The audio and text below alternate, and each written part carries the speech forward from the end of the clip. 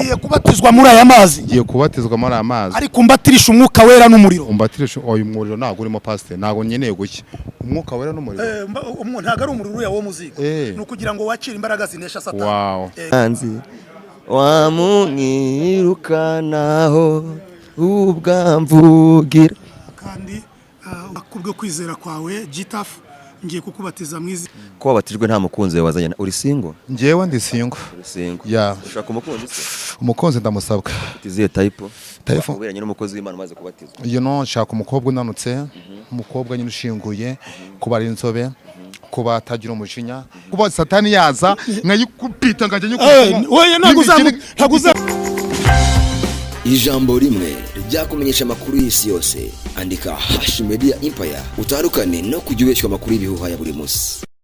Mbahaye ikaze abakunzi banje. Uyu munsi wa none jewe nitwa Sharomi Mupagasi, abanzi neza banze kuri izina rya Mupa abana n'abadamu no kwamamagara.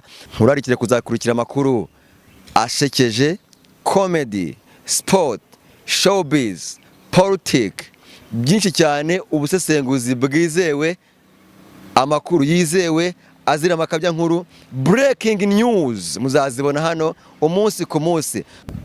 Meze neza, ndishimiye ko kubona no kuba duhuye muri uyu mwanya. Akano kanya birabaye gene yera nyamaze igihe kinini cyane nagiye kwiga ibintu cyane no kwiga umubatizo. Ndabyiga nyuma yo kumaza kubyiga wagene nemerewe kuba wabatizwa. Kuki wahisemo giyewe nk'umushumba kugira ngo ajye uza kukubatiza kuri uyu munsi? Mukuru umushumba ufite vibe no kuvango twadukina no ufite vibe isi ya none nuko abantu biye vibe babyita kundi kuntu, ariko uyu none wa muntu ufite ugira icyo bita ugira icyo bita vibe ni abantu batabasha kubyumva, ni indimi zo mu mahanga. Impamvu nari mbikubajije, abantu bashobora kwibaza muri aba bashumba bari muri uyu mujyi wa Kigali, impamvu wahisemo Bishop Gerard kugira ngo bari gukubatiza. Urumva nawe Bishop Gerard nawe urabyumva. Mane reka twebwe urabona nyine urabona nkanjye nka Gitafu, sinibaza iryo nese nimara kubatizwa ndakomeza nitwe Gitafu. Uyu ushobora uritwa irindi, uraza kwitwa nka Mugisha, cyakamugisha kacyakagisha cyamugakwaya. Yes. No kuvango mbiye nyine imihanda nyine nago numvaga ko ibintu bishoboka ko byanambaho, nago numvaga ko ngiye nka Gitafu nshobora gufata umwanya nkagenda nkiga icyo bituma batizo, nkawiga byanyabyo nkamenya ni gute umuntu ava mu byaha abivamo ate, nyuma yo kubivamo akora iki, nyuma yo kuva kubatizwa agenda ate. Ibyo byose wagombye wabanje kubyiga. Turagushimiye rero, tugiye kubanza tuganira ijambo ry'Imana riza kutuyobora muri uyu mubatizo. Nyuma yuko wize byinshi bijyanye n'inzira y'agakiza, sibyo? Nyuma yuko wize byinshi bijyanye n'inzira y'agakiza ndetse ugafata icyemezo ndetse ugashakisha nimero yanjye ukamamagara ukambwira ati uyu munsi yashatse abapasiteri n'ababuza ngo ndavuga nti rwose ebana atari ngo mpatirishije ntabwo byavamo. Nanjye niyo yanjye ndumva nabwimereye nabe kandi cyo kubatiza. Yo nkuru Imana igukize mu izina rya Yesu. Urumva Imana igukize mu izina rya Yesu. Hanyuma rero turanezerewe kuba turaha kuri uyu munsi wawe w'umubatizo. Umubatizo usobanura kuvuka ubwa kabiri. Ni kuvuga ngo abantu bari bazi Gitafu wo mu bihe bishize bagiye kubona Gitafu mushya wabyawe wavutse ubwa kabiri. None ndibaza kugiye kumbwa ko ngiye kuvuka bwa kabiri, ubu mama wanjye yasagiye kongera kunwita yongera mbyaye. Oya, ibyo ni bya bindi nakubwiye twakwigishije. Hano ikibyarwa n'umubiri n'umubiri, n'ikibyarwa n'umwuka n'umwuka. Bishatse kuvuga iki rero? Mama we yakubyaye mu buryo bw'umubiri, noneho Imana igiye kukubyara mu buryo bw'umwuka. Urabyumva? Ubu Imana iranwita igiye kwitembyara kano kanya. Irakubyara uyu munsi kuko Bibiliya iravuga ngo abamwizeye bose bakizera izina rye yabahaye ubushobozi bwo kwitwa abana b'Imana. No kuvuga ngo kugira ngo witwe umwana w'Imana nuko utera intambwe ukaza mu nzira y'agakiza, wamara kuza mu nzira y'agakiza ukiga inyigisho, hanyuma inyigisho zamara kugufata ukabona kubatizwa ukabuvutse ubwa kabiri. No kuvuga ngo Gitafu wa kera warangwagwa n'imirimo mibi, warangarwa no kurwana, warangagwa no kwiba, no kujya imihanda, gusambana, za hato na hato zitubahisha Imana, izo zose ukazihamba. Ibishego tugakuta hasi, ubusamanyi tukirukana, amatabe tugatwika, ubujura tukajugunya, ubuhehesi byose byose kubikandagira mu izina rya Yesu ndabikandagira Imana iraguha izo mbaraga. Hanyuma rero ubu ni ukuvuga ngo nanjye se nimara kubatizwa ubu ni ukuvuga ngo ngewe ukuntu satani ngo njya numva ngo itere umuntu ubu nanjye nzazamo afite imbaraga zo kuba satani yaza nkayikupita ngajya nyikupita oya ntabwo uzamutera amakofi nk'ayo ngayo. Intwaro turwanisha twebwe mu mwuka uzagenda ubimenya, ntabwo ari intwaro z'umubiri, ntabwo uyitera ingumi satani ngo uyibone. Intwaro turwanisha abakijijwe ni intwaro yo gusenga. Ahubwo njye numvaga biriya bintu bishobotse buriya nk'abakristo bakwiteranya bo bagakora wenda nka association twumvikana cyangwa se groupe tuva imihanda cyangwa se dukorera Imana barangiza bo bakiteranya bagaterateranya udufaranga, abazanye 20 abazanye 10 abazanye ibihumbi abazanye za miliyoni, abasenga bapfukamye, abasenga bahagaze, abasenga bakuyemo inkweto, abasenga bakuyemo rinete, barangiza noneho bo bakajya inama bakaba bahita bahuza nk'umugambi umwe, bakaba bajya nko bya bihugu bijya bikora inoza bya bisasu bya kirimbuzi bagakora nk'igisasu cyarimbura nka shitani. Oya igisasu rero cyarimbura satani nta kindi. Igisasu kirimbura satani ni amasengesho, ni imbaraga z'amasengesho. Ubu ni ukuvuga ngo numara kubatizwa ugiye kujya usenga. Ubu nanjye ubu kano kanya shitani ramenyera, ariko ubu ndibaza nyuma yuko nimara kuva ugahabwa imbaraga siteri nzaza nyifata nyihambire nyikubite, ariko mu izina rya Yesu ntabwo ari ukuyihambira n'amaboko yawe, ni ukuyihambiriza amasengesho. Niyo mpamvu uzajya nubona hari ibintu bibi satani agiye kuguteza uzajya uvuga ati mu izina rya Yesu. Ariko se pastor buretse gato ndashaka kubyumva neza, nk'ubwo urugero wenda hari nk'umukobwa unsuye, urabizi ko umuntu wese aremanye irari mu mubiri, ni ibintu Imana dusetinze. Ubu mukobwa nansura ubu nzamureka agende gute n'amaso murebe gute, kubera ko wemeye inzira y'agakiza ukemera kugera kuri uyu munsi, ukemera ko uzi impamvu nemeye ko iki kiganiro kiba ni ukugira ngo abantu bashobore kumva ibitekerezo byawe n'ibyo kandi nanjye ndi kukubwira, kubera ko wemeye inzira y'agakiza. Urumva Yesu yaravuze ngo ushaka kunkurikirana yiyange yikorera umusaraba we ankurikire. Gukizwa rero ni ugutangira kurwana n'ibyo. Urumva iryo rero ukarirwanya, ariko we ntiwaritsinda, ahubwo Yesu wemeye niwe uzarigutsindira. Yego Yesu niwe uzajya utabaza akaza akakurwanirira. We ntabwo wabishobora nk'inyama n'amaraso, we ntiwabishobora nk'umuntu. Ariko Paulo yanditse ijambo rikomeye aravuga ngo shobozwa byose na Kristo imbaraga. Hanyuma Yesu naguha imbaraga uzatsinda uwo mukobwa waje mu rugo iwawe. Agenda umureba nta za prudence uzongera kugenda. Oya ntazo uzongera kugenda. Ubu ni ukujya ugenda na Bibiliya.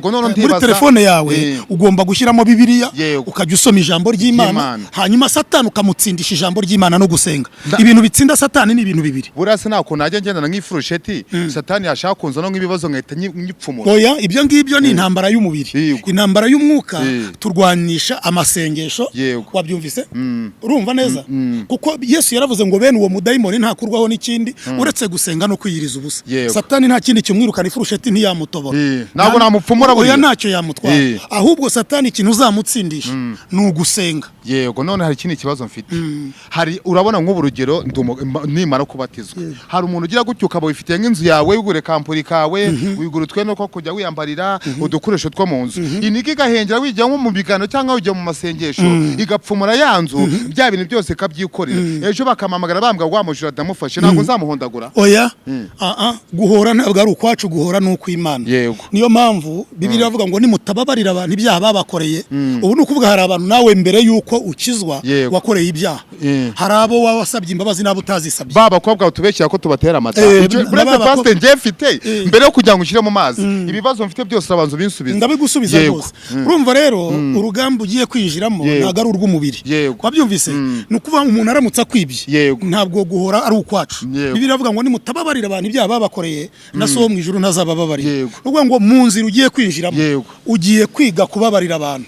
Urumva uwo mujura naba yakwibye mubwira gusubiza utwawe, naba yabigurishe kandi umubabarire, Imana izakwihera ibindi. Umubosi nankoresha ikiganiro namembe mubwira ngo Imana ikubabarire. Oya uzamwishyuza kuko ni uburenganzira bwawe, ariko nubona ayakwimbye ntabwo uzarwana. Pastor hari ukuntu ngenda nigira umusazi, hari ukuntu ugira gutyo umuntu agasanga we mufitanye nk'ikintu wenda nka deal runaka mukayipanga wa mujama akabara kubihirije nkavuga ngiye kukwigira umusazi ngiye kugukubita ngiye kuguhana icyo gihe ibi bintu byose muri aya mazi yamanega yose ajyaga mbangamira ndango nsonje kuyahondagura. Oya ntabwo uzongera kurwana nabo. Impamvu uzareka kurwana nabo ni ukubera ko uyu munsi ugiye gutangaza ko ukijijwe.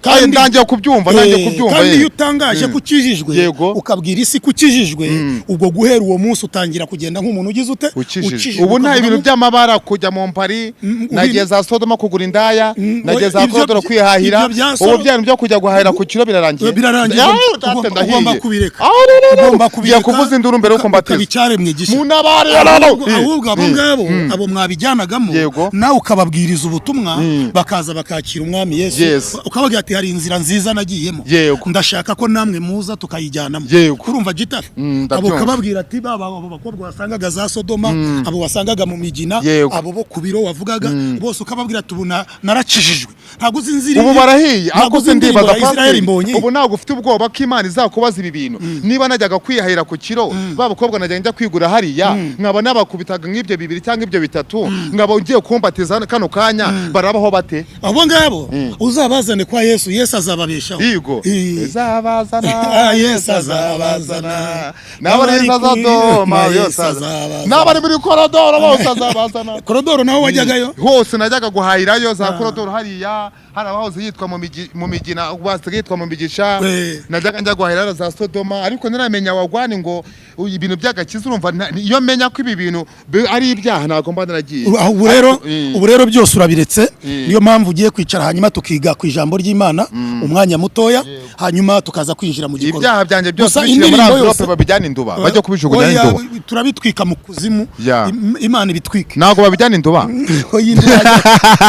hajyaho ibishingwe hanyuma tugiye kuganira ijambo ry'Imana uraritegera amatwi kugira ngo rize kudufasha kwinjira muri uyu muhango wo kubatizwa kwawe kuri uyu munsi itariki urayizi itariki ni itariki ahubwo se ugira ngo bite no ko nimaze iminsi niba ndiye umubatizo umunsi ni itariki nabyo nzi kire kumfashije nka bishop wanjye ukamfasha reka dusome ijambo ry'Imana riza kudufasha ni ijambo dusanga mu butumwa bwiza bwa Yesu Kristo bwanditswe na Yohana ibice byaho ni ibice bitatu ku murongo wa 22 ndetse n'uwa 23 ariko Yohana we yabatirizaga muri Ayinoki Salimu kuko aho hari amazi menshi abantu barazaga bakabatizwa. Nukuvuga ngo impamvu tutakujyanye wenda ngo dushaka amazi tugusuke ku gahanga tugashaka ahantu hari amazi menshi Yohana ni intumwa ya Yesu ariko wa mugabo watirishaga umuriro naye afite ubwako ko mugiye kunshyira mu muriro hari umugabo wibitaga niba ari Yohana turabigeraho ibyo nabyo urumva wagiye ubisoma igice nabyo turabigusobanurira mu mubatizo mu isomo ry'umubatizo hanyuma rero Yohana ni intumwa ya Yesu yabanjirije Yesu banambwiye ko ari inshuti ye cyane none uyu Yohana yatangiye abwiriza ubutumwa bwiza aha muri iki gihugu cyitwa Salimu ariko buri yaza nko kubihera mu Rwanda ntabwo byari kumugeraho amahoro mu Rwanda ntabwo nzi ubutumwa aho bwatangiriye naho nyine ubundi bavuga ko neza ubutumwa bwahereye mu Rwanda kuko bavuga ko Yesu yavuye cyane za Gikondo hariya nuko batabigaragaza ayo ni amagambo y'abantu ayo ni amagambo y'abantu ntabwo ari byo ayo ni amagambo y'abantu hano rero Yesu Yohana yaratangiye kwigisha hano muri iki gihugu cyitwa Salimu noneho ngo hari amazi menshi icyatumye ahagarara ahantu akabwiriza nuko ariho hantu yari ashoboye kubona amazi menshi noneho ngo abantu benshi bazaga kumva ubutumwa bwiza nkuko nawe wumvise ubutumwa bwiza noneho ngo bamara kumva ubutumwa bwiza Yohana akababatiza mu mazi menshi niyo mpamvu twaje hano kuri iyi Yorodani kugira ngo dushobore kukubatiza mu mazi menshi umuntu ubatizwa rero nuwemera Yesu Kristo nk'umwami n'umukiza w'ubugingo bwe ubu ko mfite ubwaho ko navuye mu rugo niririye ntago ndi bite nsonza pastor oya ntacyo uza kuba ahubwo wemera Yesu nk'umwami n'umukiza w'ubugingo bwawe Yesu ndamwemera amen Imana iguhe umugisha none rero tugire ku murongo waho ese ngaho uvuze ngo ndemera Yesu umwami n'umukiza wanjye nk'ubu ngubu umuntu mwamutego yajyana kuri tere akakubwira ngo naga mwemera wabigenza twahita duhagarika umubatizo tugataha urakoze cyane twahita duhagarika umubatizo tugataha kuko ntago twabatiza umuntu utizeye noneho dusoma umurongo wa 20 wa 25 basangaga Yohani baramubwira bati mwigisha mwiza tuje hano kugira ngo tubatizwe.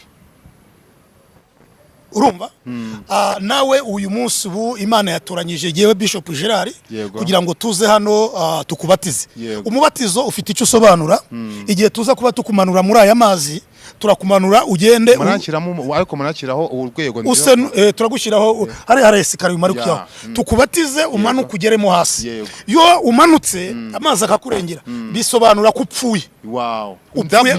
Buretse pastor ngiye kubihagarika ngiye gupfa kano kanya inshuti zanjye biragenda ugiye gupfa ku byaha ntabwo bufite ko inshuti zanjye zakumbaza ni ibyaha bigiye gupfa. Amina bisobanura ngo urapfuye upfuye ku byaha. Hanyuma iyo tukuguyemo tuba tuvuga ngo uzukiye ubugingo buhoraho. Ni ukuvuga ngo Gitafu wa kera arapfuye hari Gitafu mucya ugiye kwakira umwami Yesu. Nta kuntu mwafata urabona ko ari imodoka y'ibishingwe ijyana nk'abantu ibishingwe induba nta kuntu mwabitamo bikusanya byose. Ariko induba menye ukunda kuhumva cyane mu matwi yawe. Induba no ukora hano ukunda kujyanwa imyanda rero imyanda yose twezwaho urumva imyenda yose tuyozwaho n'amaraso ya Kristo. Wabyumvise? Kandi imyanda yawe cyangwa imyanda yanjye ntabwo ari ibishingwe bigaragarira amaso y'abantu. Wabyumvise? Niyo mpamvu amaraso ya Yesu niyagiye yakwejeje niyo azakomeza kukweza kugira ngo ushobore gukomeza kuba icyaremwe igishya. Wabyumvise? Ubumbaye mushyashya ugiye kuba mushya hanyuma utangira ukora imirimo myiza yo gukiranuka. Abantu bari banzi nyine bagiye kumbana umuntu bagiye kukubona babone Gitafu mushya. Ndabona hari abantu baje kubangamira umubatizo wawe ariko ntago babishobora kubera ko ibi ni Imana yabiteguye. Uriyumva ute rero kuri uyu munsi wawe kubatiza? Ngende umva ari umunsi udasanzwe ku buzima bwanjye urumva ni ibintu bidasanzwe ni ibintu umuntu abagiye gukorerwa bwa mbere utanazi ngo bigenda bite nyumva nyine barumva ari ufite amatsiko yose bigenda. Mbere yuko duhurira hano numvise abantu bambwira ngo wari umusilamu. Ubuse ntago ufite ubwoba k'abasilamu bagenzi bawe baza kukumerera nabi baza kuba bagufata bakakubwira ati ibyo bintu wagiyemo ni ibiki? Ufite imbaraga zo kubihagararamo ukabikomereramo. Ibingibi se no kuvango ibingibi imbaraga zirahari ni ukuvango ubundi twebwe icyo twatugamije nako kubatizwa kwanjye nuko ari ibyaha bya hato na hato byanjagaraje nyine byananiye kureka nk'ibintu bijyanye no guheheta kwa hato na hato. Ubwo buhehesi bupfe mu izina rya Yesu. Burara gukubita abana b'abandi n'abahungu b'abandi bese ibintu nk'ibyo ibintu byo kurwana guhera uyu munsi imbaraga z'Imana zigufate kujya mu mayoga usamura agiye gukora ibintu by'umubari niki cyangwa njya nkunda kubona amafoto y'abakobwa bambaye ubusa ibyo byose birarangiye oya bigomba kurangira. Uvuga ayo mafoto naho nsongera kuyareba ntuwongere kuyareba ko ayo mafoto y'urukoza soni izo filimi z'urukoza soni ibyo byose bigomba kurangira kugira ngo utangire kuba Gitafu uko mushya wubaha Imana ukunda Imana ubana n'abantu amahoro. Urumva Imana yigize urabona buriya iyo umuntu ari mu byaha ababoshye abafite n'ingorane nyinshi. Ariko ukuntu numva ndimo ndashya nahoze numva ubwira umuntu ngo hari ukuntu ngo wari waragiye ngahantu bitanga i Madrid ngari kugira Imana amahirwe Imana igukurayo. Rero buriya kubaho Uwiteka ari bwo bwenge kandi kuva mu byaha niko kujijuka. Gitafu rero kuba wavuye mu byaha ugahitamo kubaha Imana ubu ngubu Imana igiye gutangira kubana nawe. Yaraguhamagaye hanyuma rero Imana igiye gutangira kubana nawe. Ubundi kubaho Uwiteka nibwo bwenge kandi kuva mu byaha niko kujijuka. Uyu munsi rero ubu ugiye kuba umuhanga kuruta uko wari umuhanga kuko kuva mu byaha niko kujijuka. Kubaho Uwiteka nibwo bwenge. Ye gupfukama hano hanyuma ngusengere mbere yuko tujya muri Yorodani hanyuma nimara kugusengera turata twinjira mu mubatizo nyirizina tukubatize imbaraga z'Imana zikumanukire. Oya humura ndagufata ntago uza kwibira ndagufata rwose mu izina rya Yesu Kristo w'i Nazareti imbaraga z'amaraso ya Kristo. Uyu ni Gitafu yakoze ibyaha byinshi.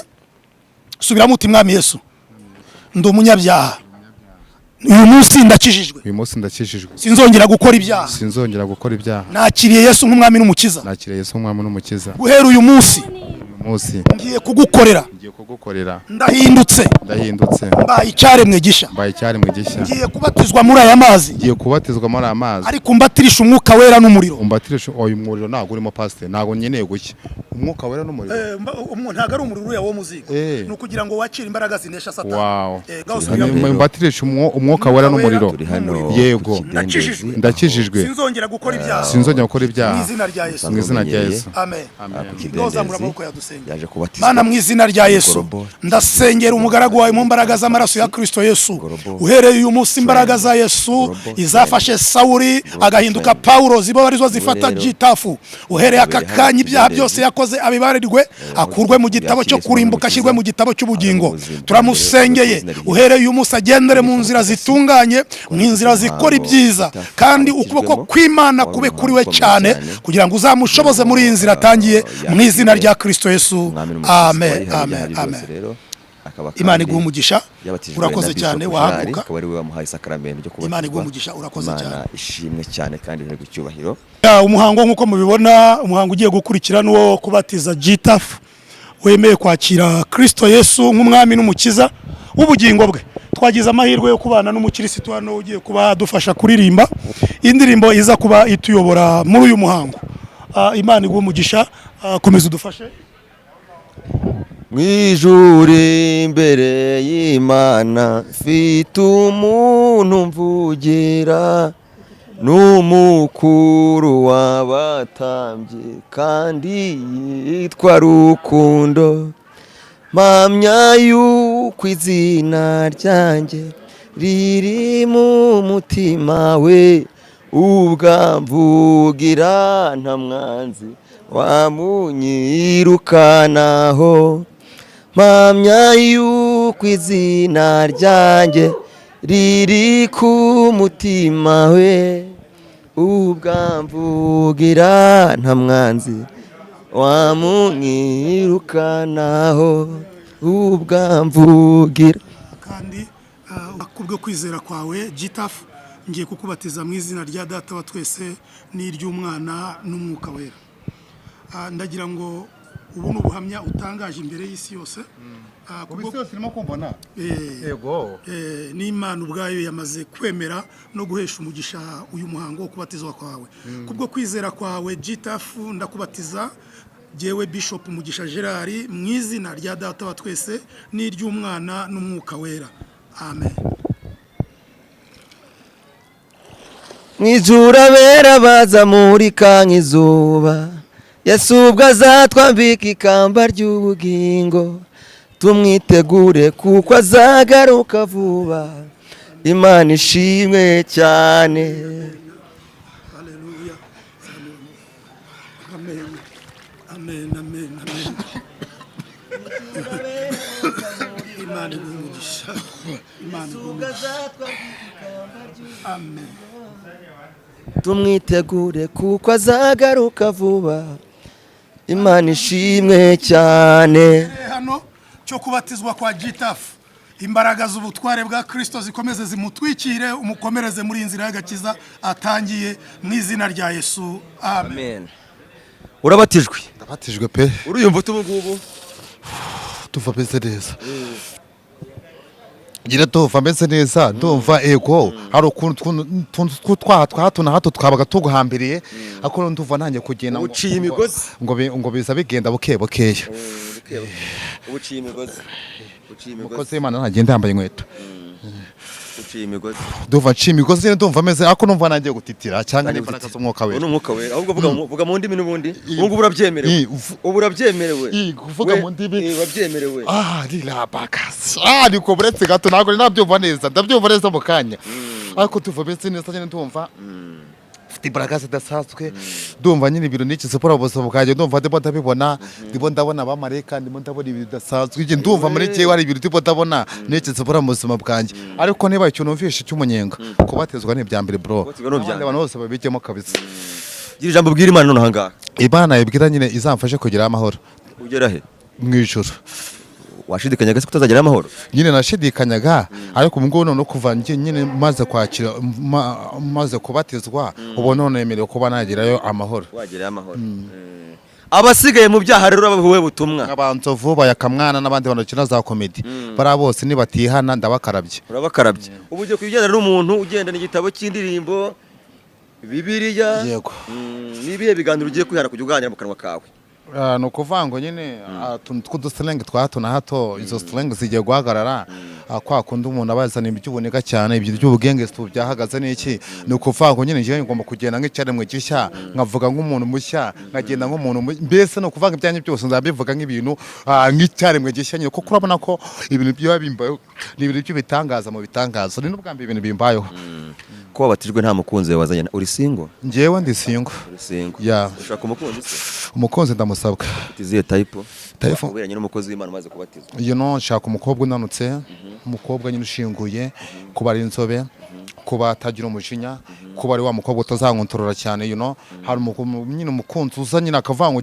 ngo nyewe njye mbonye mfite umugabo wanjye ngo agiye gutangira kugirirwa yumva ko agomba kujya kujagaraza niba n'ikintu mu biganiro runaka akajya gutangira ibyo gufurika bya hato na hato uwo mukunzi wanjye sabwa ni wa mukunzi utafuha nyine iyo ndwara agomba kuzabanza akayivuza hari ibitaro bisigaye bivura izo ndwara z'abantu bafureka hano kuno z'abaravura sinzi hano iyo ndwara bayivura iyi ndwara yo gufuha basigaye bayivura igakira n'indwara zikiza indwara yo gufuha yagiye mu ndwara zivurwa zigakira zirikiza nta nubwo zisaba umuganga ni indwara yikiza yego umutunywa ubundi ugakira ya ni indwara yikiza ni kwa kundi indwara yiza nisaba umuganga nisabe n'imiti wowe kumva mu kanya urarwaye mu kanya ukajya kubona ukabona iniga yakize ubu rero tuvugana ugiye kwinjira mu buzima bushyashya uri kuri Yorodani nta muntu mwarwana nta muntu mwatongana nta muntu wagukubita ugiye kwitwa rute hano mu isi yo hanze irimo ibyaha na satani mu isi yo hanze ni ukuvuga ngo njyewe kano kanya afite rebelite yo kuba shitani nayifata ngafata nk'ifurushiti ariko pasiteri yabimbujije nabyo yo kuzapfumura satani ariko ubu nyine gahunda afite